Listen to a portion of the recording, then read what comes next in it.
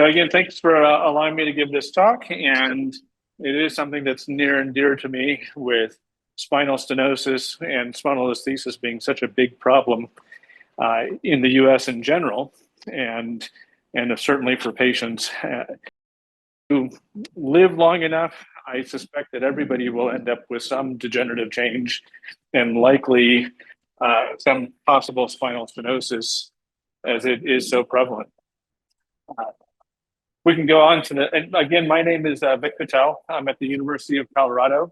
I've been here for just over 20 years now, and I'm excited to give this talk because it's new technology that is really become a game for us in treatment of spinal stenosis with spondylolisthesis. So we're using this motion preservation technology far more than we ever thought we would, and it's much more than fusions. When it's a one-level degenerative spondylolisthesis, it's a great procedure of degeneration where the spinal canal starts to narrow. It gets stenotic. And here in this picture on the left, you can see the disc, and you can see the spinal canal, and you can see the nerves. And those nerves, when they get squeezed, they can become a source of pain. So if you go to the next slide. So here you can see on the right a canal that's a little bit narrowed and stenotic because of the thickened ligamentum flavum, which is on the bottom, and then bulging of the disc and overgrown facet joints. And that leads to pinching of the nerves, especially when you stand and walk and the canal tightens down, and then you sit down and the canal opens up.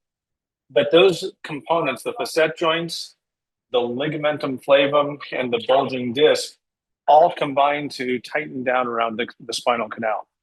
Next slide.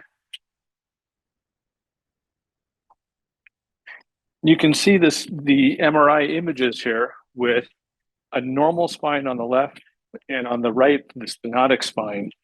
So on the left, the spinal canal is that white area in the center with the nerve roots in the center. And on the right side is the stenotic spinal canal. There, exactly, with bulging disc pushing into the canal. You can see overgrown facet joints and arthritic facet joints. And those are where the bone spurs come from that push into the spinal canal. And then, again, the overgrown ligament causes that spinal canal to be very narrow and tight, almost triangular in shape instead of a nice big round shape. Next slide. This is an anatomic image that shows the same thing with a normal spinal canal. We can see that anatomically on the left, and on the right, we can see it with the MRI image. And here we see the images with the thickened spinal canal on the left and the overgrown ligament on the left, and on the right side, we have the MRI image. We even see a little facet cyst there. The little white dots that you can see are little facet cysts that contribute to the tightness in the spinal canal. So this slide is meant to show the dynamic side of spinal stenosis. On the left is the spine motion segment. So one vertebra above, one vertebra below, and the nerve root coming out the side. And when somebody is standing, that space in the back tightens down because of the standing alignment of the spine. On the right side, you can see how it opens up when you sit down, and that open space is what gives you relief in patients that have spinal stenosis. It tends to open up a little bit with sitting down or bending forward, and then with standing up, it tightens down and pushes it just over the edge. Next slide. This is just another example of how it tightens down with standing and walking. Often leaning forward on the grocery cart or on a walker or a walking stick makes it feel a little bit better as it relieves some of the tightness. And on the right, with sitting down, the canal opens up and it relieves the symptoms even further. Next slide. So that classic presentation is dull, aching back pain that spreads into the buttocks and into the upper parts of the legs. Sometimes there's numbness with pins and needles sensation, and that can go all the way down into the legs, down to the calves, and into the buttocks.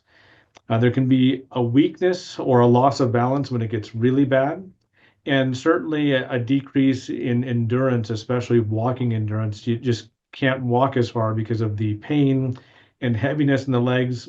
Sometimes patients will tell me that they feel like they have sandbags on their legs because they fatigue so easily. Next slide. This is just another example, another description of that pain, weakness, and heaviness and limitation in activities. Next slide. In terms of pure spinal stenosis, when there's just tightness around the nerves, we can often start with non-surgical treatments, as I described on the left there, with epidural injections, physical therapy to help tighten up the core and use the core muscles to help stabilize the spine, anti-inflammatory medications, lifestyle modification in activities, and then certainly exercise and weight reduction can help reduce the stress on the spine.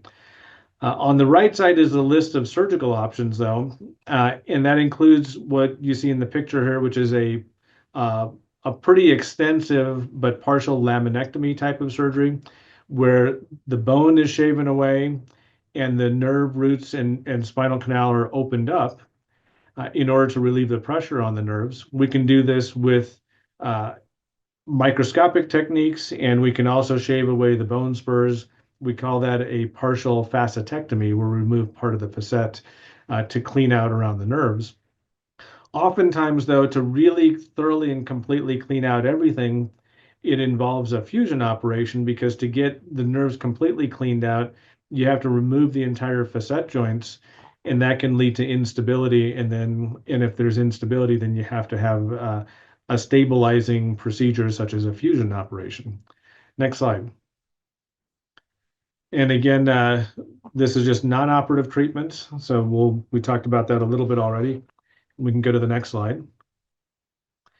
And again, here describing again the laminectomy type of procedure to clean out around the nerves. But if we remove too much of the bone and destabilize the spine, then fusion is the next option. Next slide. This shows an even wider, more complete laminectomy of 2 levels, again, opening up the spinal canal. Next slide. Uh, this, the next topic, though, is spinal stenosis with spondylolisthesis. So in this slide, what we're showing on the left side on the X-ray, but even more clear on the right in the MRI, we can see this slip or the step off where one vertebra has slipped forward on the next vertebra. In this case, it's L4 slipping forward on L5. And that's a sign of instability where the disc has deteriorated, the facet joints have deteriorated, and it's leading to this instability, which causes even greater nerve compression. Next slide. Uh, keep going. Keep going. We'll scroll through this to the next actual slide. So this cartoon image shows basically the same thing with that step off of the vertebra and the compression of the nerves. Treatments again are similar non-operative treatments with physical therapy to try to help strengthen the muscles and stabilize the spine. But often surgical treatment is necessary, and surgery with a spondylolisthesis and spinal stenosis has traditionally been a fusion operation. Next slide. And this depicts a fusion operation with screws and rods to stabilize the vertebra to allow us to clean out completely around the nerves, but then have to lock it down with screws and rods and stimulate the bones to grow together. So we put bone graft in, and oftentimes we use cages to place in the disc space to try to keep the disc space open. And the goal is to get the vertebra to grow together and become solid, just like in a broken arm, you want the bones to knit together and become solid. And at that point, those screws and rods in the spine are acting like a cast on the inside of the spine, holding everything in place while the bones grow together and become solid. The downside of this is that when one or two levels don't move anymore, is that it puts stress and pressure on the adjacent levels on the discs above and below. And in most people, those other discs have seen the same mileage over the years, the same uh, abuse as much as we abuse our backs, the same genetics, the same environmental factors. And so those adjacent level discs probably already have some degeneration going on. And when you put increased stress on them with a fusion, it leads to adjacent level problems. And that's probably the biggest reason we try to preserve motion. It's not because the fusion surgery itself is not typically successful. It's actually a very successful operation for this problem, but the increased stress on the adjacent levels is concerning for adjacent level problems. And then you march up the spine, fusing another level and another level and another level. Next slide.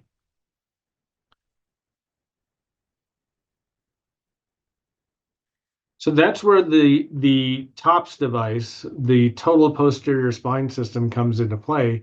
And this has really been a game changer for us because it allows us to widely decompress the spine, widely take the pressure off of the nerves, and then stabilize the spine uh, for that listhesis, that slippage that we showed in the earlier slides. We can stabilize the spine while still allowing the spine to move. This device has multiple degrees of range of motion, rotation, flexion, extension, side bending, and it's really great because it takes the pressure off the nerves, it stabilizes the slip while preserving motion. So again, very exciting device to have available, and hugely hugely exciting from the standpoint of allowing us to treat the nerve pressure, the nerve compression, and at the same time preserve motion. Next slide. So this shows how preoperatively this patient had motion, but a slip and stenosis and the typical symptoms. And postoperatively at 12 months and 24 months out after surgery, you can see how the device is providing stability, and it allowed us to completely decompress the spinal canal and the nerves, but the motion is now preserved. And in fact, I would say that that L4-5 level moves as well, if not better, than the adjacent levels. So uh, in this case, a successful operation and successful in preserving motion. Next slide. And this just shows how side-to-side bending motion is preserved as well. This is motion that's used every day with standing, with walking, with every step we take, basically. Next slide. And I removed most of the clinical trial and academic data that we have on this device, and we were lucky enough to be part of the clinical trials that started, gosh, now 5-6 years ago. And fortunately, Premia has been really good about collecting long-term data. And I think this, of all of the literature and research slides that we have that I think are a little bit boring, I think this is the most important, that shows the leg pain and back pain scores on the left. So preoperatively, patients had really high leg pain scores and really high back pain scores. And we can see that as patients were followed now out to 11 years, those back pain and leg pain scores decreased dramatically. And the Oswestry Disability Index and the SF-36 that you see on the right two graphs are graphs showing functional outcomes. They're questionnaires that we ask patients to fill out about sitting, standing, walking ability, day-to-day pain, and how pain limits activities. And we can see that the Oswestry disability score goes down dramatically. So a high score is bad, a low score is good. So it improves dramatically. And the SF-36 is the opposite, where a low score is bad and a high score is good, and that uh, dramatically improves as well. So uh, the net result is that there's significant improvement, and that improvement is showing lasting relief over, in this case, 11 years of time, which is always the other concern, is if this device is ever going to wear out. Um, so far, we're seeing really good results and very low incidence of wearing out or recurrence. Next slide. I think that's where I ended it. I wanted to keep it reasonably short and sweet. I can always present additional data if anybody has an interest in additional data or information. I've got my PowerPoint slides up and ready as well. But There, there are a few questions I see in the chat box, and for the folks in the audience, you can post your questions into that kind of Q&A box, and we'll kind of go through them. So let me start reading them out, and hopefully we'll be able to get through most of them before we hit the bottom of the hour. One of the first questions we have here is a patient who had a microlaminectomy at 3 levels for severe stenosis. And now the question is, what happens when you have those symptoms coming back later? Is it possible to use a TOPS at that stage? so the patient that had a microlaminectomy or decompression type of surgery, or often a discectomy, all of those terms are often used interchangeably, where we remove a little bit of the lamina. Let me grab my spine model.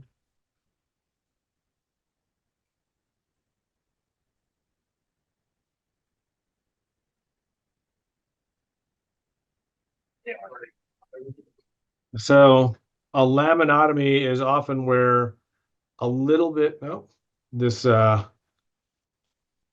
settings on my Zoom don't like what I'm doing, but again, where we remove a little bit of the lamina here to open up the space for where the nerves are. In that case, in this patient, I think he described 3 levels where it was cleaned out here, here, and here at 3 different levels. And that certainly is a nice operation for spinal stenosis, but it can come back. And when it comes back, if it is stable and there's not a listhesis or a slippage, you can do the same operation again. Sometimes we'll go back and do a more extensive, what we would call a mini open instead of a micro or minimally invasive. We go back and do a more open decompression procedure where we shave away more of the lamina and more of the facet joints in order to completely clean everything out. Now, if any one of those levels has become unstable or has really severe stenosis, then it might make sense to go back and clean out the other 2 areas as I described, but then with the worst level, put the TOPS device in. So that's a very reasonable option to preserve motion, to allow wide decompression of the worst of it, and at the same time be able to address all 3 levels. Right. Let me run through a couple of questions. Someone here is asking what the recovery time is after a TOPS procedure, and is it different than the recovery of a patient who undergoes a fusion? Good question. Yes, the recovery is the same in some ways and different in others. The TOPS procedure, I'll be honest, is not a minimally invasive procedure, so it's equally as invasive as a fusion operation. And so typically, patients are admitted, they're in the hospital the day of surgery. Most commonly, patients are able to go home the next day after surgery, which is the same typically for fusion patients. I would argue that the TOPS patients probably go home a little bit earlier. I think I have more fusion patients that stay a couple of nights or 2 or 3 nights, as opposed to the TOPS patients that almost always go home the next day. I have my patients wear a brace for 6 weeks, which is a plastic in the front and the back and elastic on the sides. But it's a support to help with pain. It helps with stabilizing the spine, and it helps remind patients not to bend and twist and turn or be overly active in those first 6 weeks. During those 6 weeks, the bone slowly grows into the screws and attaches to the screws and makes the device even more solid. At the end of 6 weeks with the TOPS device, I let my patients out of the brace and go back to full activities, including golfing, skiing, etc. With my fusion patients, at the end of 6 weeks, we let them out of the brace, but the bone still takes time to grow across that disc space and knit together. And because of that, we end up having to wait longer before we let them go back to stressful activities, especially in older patients where healing takes a little bit longer. We'll wait almost 6 months before going back to golfing, skiing, heavy lifting, digging in the garden, things like that. But most patients are very comfortable sitting, standing, walking, going back to most normal life activities, out to dinner, etc. Do you see any age limit, or how do you kind of look at let's say a 45 to 50-year-old patient versus a 65 to 70-year-old patient? Do you see differences in age and how you look at those patients? Certainly some difference, and it comes in two different perspectives.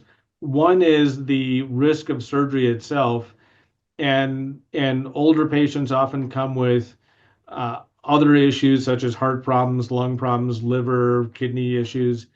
All of the other components that affect your health can affect the risks of surgery and can affect the rapidity at which you recover. So we do take that into account, but if you're healthy at 75 versus 45, then medically it's still a very good procedure, and it's equally effective in both.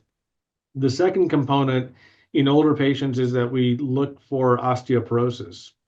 As the bone gets softer or weaker, there's more risk of the screws not holding. And that's where we're more likely to be either careful about activities right from the beginning, or oftentimes we'll look at medications to increase the bone density. There's a lot of medications that stop the bones from getting weaker, but now there are newer medications that can really increase the bone density and the bone strength. And those are the patients where we might put you on a bone density medication for 6 months, maybe even longer before doing the surgery, so that there's better chances of success with the surgery. Question, it's actually pretty interesting. A lot of patients try to delay surgery. Is there any impact on delaying surgery on the success of the procedure once you decide to go to surgery? Very good question. In general, there's good and bad reasons to delay surgery. The biggest is that you don't really want to have surgery if you don't have to have surgery. And so until your symptoms really start significantly affecting your lifestyle or your health for that matter, you don't want to rush into an operation of any kind, especially spine surgery. On the other hand, when the symptoms get bad enough that they start to affect your ability to exercise, they start to affect your health, often comes with weight gain because you can't exercise or be as active as you want to. And you start to take stronger and stronger pain medications where you can lead to some narcotic addiction as well. And certainly narcotics have their negative effects. And then if you wait really long and the nerve symptoms get to the point where they don't improve with sitting down and you have continuous nerve pain or numbness or tingling that doesn't go away at all, then the risk of that nerve damage becoming permanent is higher as that happens. So I tell my patients that if you can live with the symptoms and nothing is consistently always there, then it's okay to continue to wait. But when it's really affecting your lifestyle, then it starts to affect your overall health, and it can affect the overall outcomes, because those nerves that are permanently damaged may not come back to their full function or full sensation. Well, we talked earlier about someone who's had a non-instrumented decompression, and whether you could use TOPS as a secondary procedure for those patients and move on. That could be a possibility. Now we have some patients who've had 1 or 2 level fusion procedures, and now they have issues at the adjacent level. Can you use a TOPS above or below an existing fusion if you have issues at that adjacent level?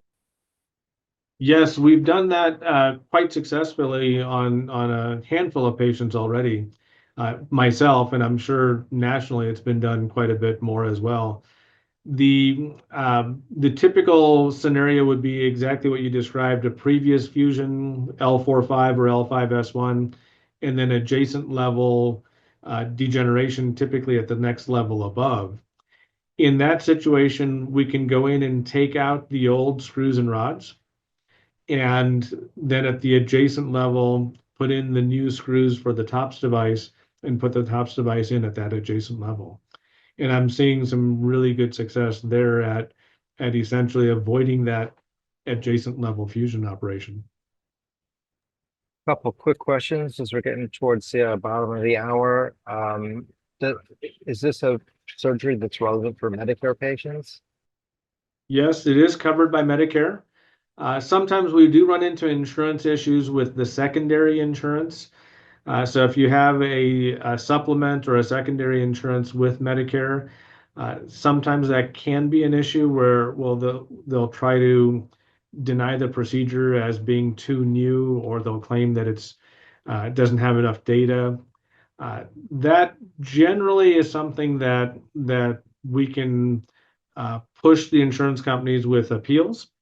And I think Premia also has some opportunities or abilities to help us with pushing the insurance companies to approve these procedures. But in general, Medicare patients are covered because this is an approved procedure for Medicare. We still got a ton of questions in the chat box, and so I threw up Sheldon's phone number and email address for folks that want to follow up and get some of their questions answered. But the one last question that someone asked was, how long does the surgery take? Surgery itself depends a little bit on how bad the stenosis is and how severe it is, but typically it's about a 2-hour operation. I suspect we could cut corners and do it a little bit faster, but we tend to take our time. And I like to use our navigation system for putting the screws in as perfectly as possible. And once we get the screws in, then we can clean out around the nerves and put the device in. Typically, from the time that we start the operation to when we've put the last couple of stitches in is about 2 hours total, plus the anesthesia time of getting patients asleep and then waking up afterwards, et cetera. So in the operating room, we're close to 3.5 hours total. Great. Well, I apologize to the folks who raised questions and we simply couldn't get them into this half-hour session. But again, here's a phone number and email address that you can send your questions to Sheldon, and we'll try to get them answered. We want to thank you, Dr. Patel, for your time. And I think every opportunity that patients have to interact directly with surgeons and ask questions is welcomed. And we have these webinars quite frequently, so folks can sign on to the next one and get their questions answered on the next webinar with one of Dr. Patel's colleagues. So thank you very, very much.